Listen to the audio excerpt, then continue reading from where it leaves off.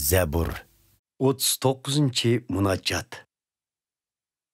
Öz-özümge dedim mən mundaq. Qalmaslıqım üçün bolub günahkar, tartay tilimni. Rəzillənin aldıda tikib qoyay eğzimni. Gerçe kerek bolsunmu sözlüşüm, sükut qilib, zuvan sürmüdüm, amma menin işi verdi azabım. Zərdab olup kaynadı bağrım.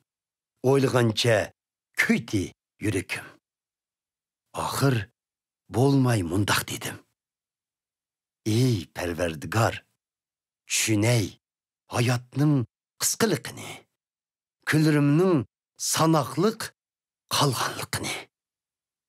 Bilip qalay, ömürnің ötkünçi ikenlikini.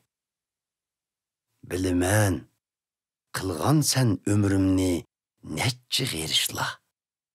Uzun emestur. Hayat yolum senin aldığında birla tınıqtır. İnsanların ömrü pekatla. Saydek yokuludu. İnsanların ecirleri bihududur, ulağının aldırap tineşleri. Baylık yığar, lekin bilmez ula. Baylıklarının kimləge kalıdığanlıqını. Ey perverdigar, nimini kütey emdi? Ümidim fakat sen dili kaldı. Sakız kılgın günahlarımni. Ama katlenin meskırsige koyma meni.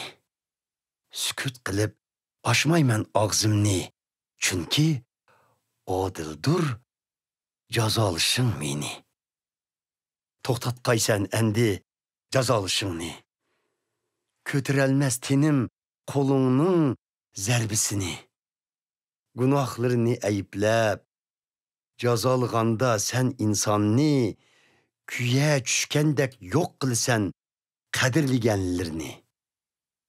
Bir tınıqtur xalas insanın ömrü. Ey perverdigar, kulak salgın duayımga. Köngül koyğın menin nole peryadımga. Sükut kılıp turmağın köz yaşlarımga.